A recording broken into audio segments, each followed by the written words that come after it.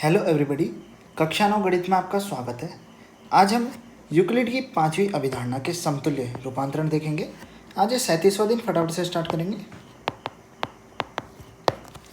तो यूक्लिड की 5वीं अभिधारणा क्या कह रही थी, एक बार उसे डिस्कस कर लेते हैं।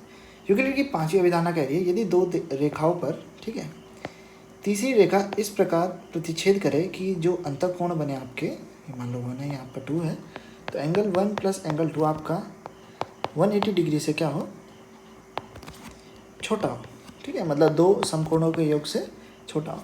मतलब दो रेखाओं पर तीसरी रेखा इस प्रकार प्रतिच्छेद करे कि बनने वाले अंतःकोणों का योग दो समकोणों के योग से कम हो, तो वे रेखाएं आगे चलकर आपस में प्रतिच्छेद करेंगी। मतलब ये रेखाएं आगे आप बढ़ा दोगे इन्हें, तो ये आगे चल के प्रतिच्छेद करेंगी। ठीक है, इस पॉइंट पे प्रतिच्छेद करेंगे। आई होप आप समझ गए होंगे। ठीक है, एक और बात बताना चाहता हूँ मैं कि जो डे 35 था उसमें भी मैंने आपको अभिधारणा 5 बताई थी। ठीक है, उसमें मेरे से एक मिस्टेक हो गई थी। मैंने एंगल 1 प्लस एंगल 2 ऐसे लिख दिया था। ठीक है, मैंने बोला तो लेस देन था, लेकिन साइन मैंने ग्रेटर देन का लगा दिया था। तो ये जल्दबाजी में लिखने में मिस्टेक होगी, उसके लिए क्षमा चाहूँगा। ठीक है, अब मैं उसके लिए दोबारा वीडियो बना नहीं सकता था वो पूरी। ठीक है, मिस्टेक हो गई थी, उसके लिए क्षमा चाहूँगा। तो अब हम डिस्कस करते हैं उसका समतुल्य रूपांतरण। ठीक है, इक्विवेलेंट वर्जन सेम है बस, लेकिन कुछ लैंग्वेज का फ़र्क है। अब देखते क्या है। जो उसका इक्विवेलेंट वर्जन है वो है आपका प्लेफेयर्स एक्सियम। प्लेफेयर का अभिकृत क्या कहता है? प्लेफेयर का अभिकृत, जिसे स्कॉटलैंड के एक गणितज्ञ जॉन प्लेफेयर ने बनाया। ठीक है, 1729 में। इसका नाम याद रख लेना गणितज्ञ का। तो प्लेफेयर्स एक्सियम भी कह रहा है कि प्रत्येक रेखा L, मैं एक रेखा बना देता हूँ L, और उस पर न स्थित प्रत्येक बिंदु P, उस पर नहीं स्थित है, उस पर नहीं स्थित है। ठीक है, प्रत्येक बिंदु P के लिए एक अद्वितीय रेखा M ऐसी होती है जो P से होकर जाती है। एक इस पे P बिंदु पर ना एक अद्वितीय रेखा M ऐसी होगी जो कि इस पे से होकर जाएगी और L के समांतर होगी। ठीक है, जैसे ये मैंने यहाँ पे लिख दिया, L के समांतर होगी। ये समांतर है। ठीक है तो सेम ही, कहने का मतलब सेम है, बस इसका समतुल्य रूपांतरण है। ठीक है, मिलता जुलता ही है। आई होप आप समझ गए होंगे। क्योंकि ये एक अभिग्रहित है तो ये स्वयं सिद्ध सत्य होता है। ठीक है, इसे प्रूफ करने की जरूरत नहीं होती। ठीक है, इसको आप याद रख लेना। और इसमें एक और बात लिखी है कि इस परिणाम को निम्नलिखित रूप में व्यक्त किया जा सकता है: दो भिन्न प्रतिच्छेदी रेखाएं एक ही रेखा के समांतर नहीं हो सकती। मतलब कि अगर आपकी दो रेखाएं प्रतिच्छेद कर रही है आपस में, ठीक है, तो ये एक ही रेखा के समांतर नहीं हो सकती दोनों रेखाएं। ठीक है, जैसे ये वाली इसके समांतर है पर ये वाली इसके नहीं है। ठीक है, इसका कहने का ये मतलब है। आई होप आप समझ गए होंगे। ठीक है, अब यहाँ पर ये जो इस बॉक्स में लिखी है ना, ये ज़बरदस्त बात है, बहुत मज़ेदार बात है, आपको मज़ा आने वाला है। अब मैंने आपको क्या बताया था शुरुआत में कि 5वीं अभिधारणा काफ़ी इंपॉर्टेंट है इस अध्याय के लिए। ठीक है, तो हम अब इसे पढ़ेंगे ज़रा। क्या लिखा है इसमें? लिखा है, यूक्लिड को अपनी प्रथम 28 प्रमेयों को सिद्ध करने में 5वीं अभिधारणा की कोई आवश्यकता नहीं पड़ी। ठीक है, मतलब उसे 5वीं अभिधारणा की कोई आवश्यकता ही नहीं पड़ी। अनेक गणितज्ञ और स्वयं यूक्लिड को यह विश्वास था कि 5वीं अभिधारणा वास्तव में एक प्रमेय है। ठीक है, एक प्रमेय है जिसे चारों अभिधारणाओं और अन्य अभिग्रहितों की सहायता से सिद्ध किया जा सकता है। ठीक है, जो यूक्लिड था और काफ़ी सारे गणितज्ञ थे वो मानते थे कि जो 5वीं अभिधारणा प्रमेय है उसे सिद्ध किया जा सकता था, परंतु 5वीं अभिधारणा को प्रमेय के रूप में सिद्ध करने के सभी प्रयत्न असफल रहे।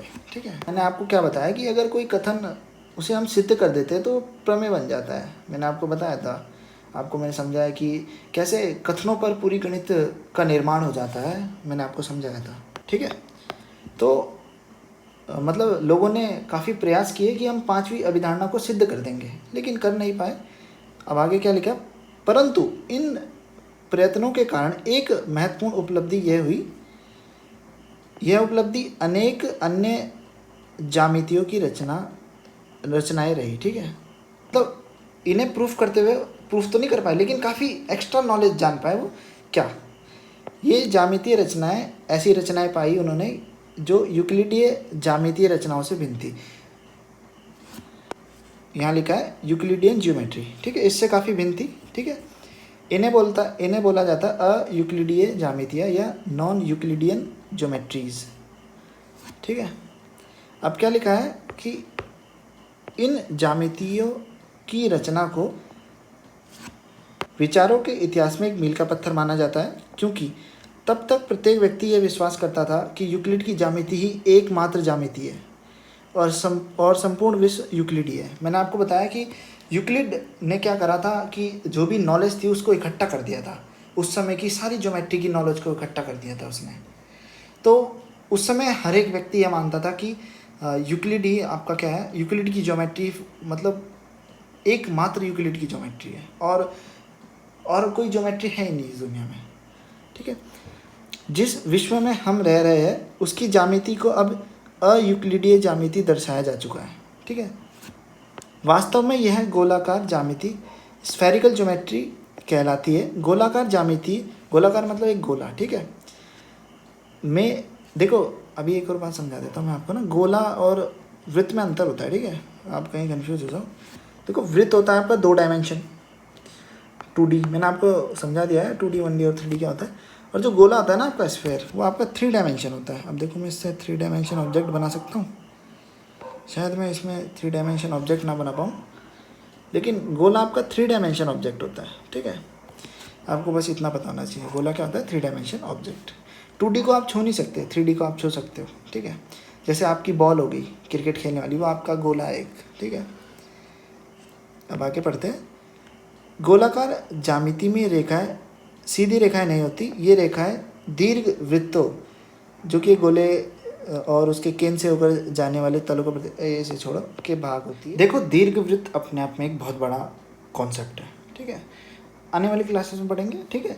तो क्या होता है मैं समझा देता हूँ। जैसे आपके पास एक स्पेयर है, ठीक है, कहाँ गया, बना देते हैं यहाँ पर। ये स्पेयर है आपके पास, स्पेयर समझना, सर्कल में समझना। ठीक है। जब आप इसे बीच से काटोगे, ठीक है, स्पेयर को जब आप गोले को बीच से काटते हो तो आपको कुछ ऐसा मिलता है, कटोरे ऐसे समझ लो, कुछ ऐसा मिलेगा आपको। ठीक है, ऐसे करके। ठीक है। ये जब काटोगे बीच में से, ठीक है, अब सही से नहीं हुआ है, आप समझ लो। तो ये जो आपका सरफेस होता है, ये होता है आपका सर्कल। कब? जब आप ऐसे काटते हो। लेकिन जब आप ऐसे काटते हो तो आपको थोड़ा और दीर्घ मतलब थोड़ा और लंबा सर्कल मिलता है, इसे बोलते हैं हम दीर्घवृत्त। ठीक है। Great circle. अब आगे देखते हैं क्या बताना चाह रहा है। मैंने अभी आपको क्या बताया कि और देखो वर्ल्ड में जब तक यूक्लिड था ना, तब तक यूक्लिडीय ज्यामिति बहुत फेमस थी। मतलब हर कोई यूक्लिड को गॉड फादर मानता था ज्योमेट्री का, कि यूक्लिड की geometry is the best geometry. फिर उसके बाद लोगों को उसकी 5 ही अभिधारणाओं से कुछ बहुत महत्वपूर्ण जानकारी प्राप्त हुई कि यूक्लिड की ज्योमेट्री है, उसके अलावा अयूक्लिडीय ज्यामितियाँ या नॉन यूक्लिडीय ज्योमेट्रीज भी एग्जिस्ट करती है।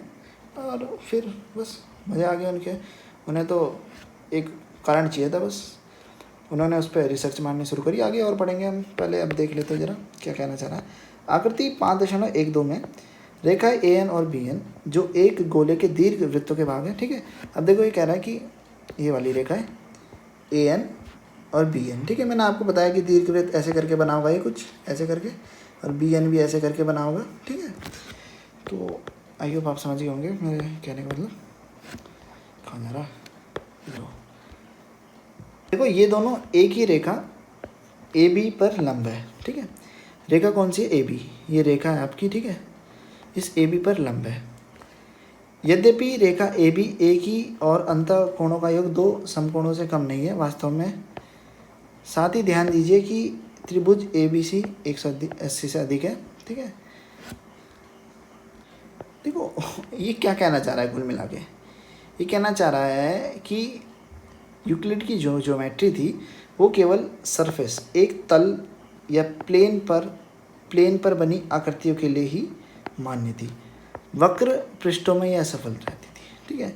आपको बस ये याद रखना है, वक्र पृष्ठों में यह असफल रहती थी। क्यों रहती थी? अब देखो इसके कहने का मतलब क्या है। इसके कहने का मतलब है, देखो हमें क्या पता है कि अगर कोई आपके पास 2 लाइनें हैं, ऐसे कोई दूसरी लाइन आपकी प्रतिच्छेद करती है, तो ये जो 2 अंतःकोण बने, इन दोनों कोणों का योग अगर 180 डिग्री के बराबर हो तो ये समांतर हुई, 180 डिग्री से कम हो तो ये प्रतिच्छेद करेंगी।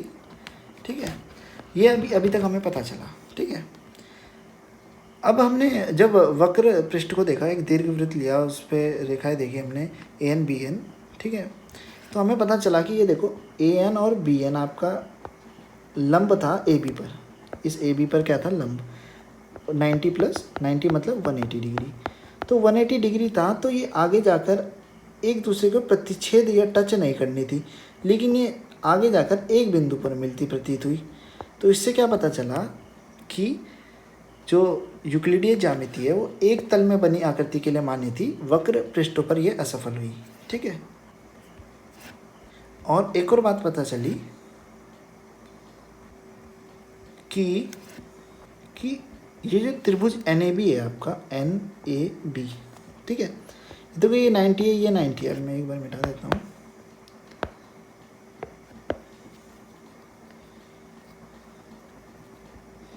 देखो ये वाला, कहाँ पहुँच गया लाला, देखो ये वाला 90 है, एन ए बी, केवल इस वाले त्रिभुज को देखो, ठीक है। ये वाला 90, ये वाला 90 है, तो ये वाला कुछ ना कुछ तो होगा, है ना। तो इससे पता चला जो त्रिभुज एन ए बी है उसके जो कोणों का योग था वो 180 से ज़्यादा था। ज़्यादा होगा नहीं होगा, ये 90 है, ये 90 है, 90 प्लस 90 180, और प्लस में कुछ एक्स्ट्रा ये वाला भी तो होगा, ठीक है। तो इससे पता चला कि जो यूक्लिडीय ज्यामिति है फेल हो गई यहाँ पर। बस आपको यही बताना था। अब एक उदाहरण लिया हुआ है इन्होंने। आपका उदाहरण 3 कह रहा है कि निम्न कथन पर विचार कीजिए, सीधी रेखाओं के एक ऐसे युग्म का अस्तित्व है जो एक दूसरे से प्रत्येक स्थान पर समदूरस्थ इक्विडिस्टेंट होती है। क्या ये कथन यूक्लिड की 5वीं अभिधारणा का एक प्रत्यक्ष सीधा परिणाम है? स्पष्ट कीजिए। तो अभी आपको मैंने क्या बताई थी, ये देखो एक बार पढ़ लेते हैं। रेखा एल लीजिए और एक बिंदु ऐसा लीजिए जो एल पर स्थित ना हो। मतलब हमें क्या लेनी है, प्लेफेयर की अभिग्रहित, ठीक है, जो मैं आपको समझा चुका हूँ। और यूक्लिड की 5वीं अभिधारणा के समतुल्य थी। तो क्या स्पष्ट करूँ, मैं समझा तो चुका ही हूँ ये, ठीक है। तो आप इसे पढ़ लेना, प्लेफेयर के एग्जाम। इसका कहने का मतलब क्या है कि ऐसी रेखाओं का अस्तित्व है जो एक दूसरे के क्या हो, समांतर हो। है भाई, क्यों नहीं है, ये तो बेवकूफ़ वाली बात होगी ना, है, बिल्कुल है, अस्तित्व है। अब टिप्पणी पढ़ लेते हैं, ठीक है। ये अगर आपको उदाहरण 3 समझना था मुझसे टेलीग्राम पे मैसेज डाल देना, ठीक है, मैं वहीं समझा दूंगा आपको लिख कर, ठीक है। ये तो बताने की ज़रूरत ही नहीं पड़ी। तो इसमें क्या लिखा टिप्पणी, अगले कुछ अध्यायों में जो आप पढ़ेंगे वह यूक्लिडीय ज्यामिति होगी, परंतु इनमें हमारे द्वारा प्रयोग किए गए अभिग्रहित और प्रमेय यूक्लिड के अभिग्रहित और प्रमेयों से भिन्न हो सकते हैं। मतलब अब कुछ नया पढ़ने वाले आगे वाले चैप्टर्स में। तो अगली वीडियो में हम प्रश्नावली 5.2 सारांश देखेंगे। तो आज के लिए इतना ही, तो मिलता है अगली वीडियो में। अगर आपको कोई दिक्कत हो और कोई समस्या हो तो हमसे टेलीग्राम में पूछ लीजिएगा, और किसी शब्द के उच्चारण में से कुछ गलती हो जाए तो उसके लिए क्षमा चाहूँगा। और मिलते हैं अगली वीडियो में। और मुझे मेरी गलतियाँ जरूर बताइएगा अगर लिखने में कुछ गलती हो जाए, और सुझाव और समस्या दोनों का समाधान टेलीग्राम पर उपलब्ध है। तो मिलते हैं अगली वीडियो में। वीडियो देखने के लिए धन्यवाद।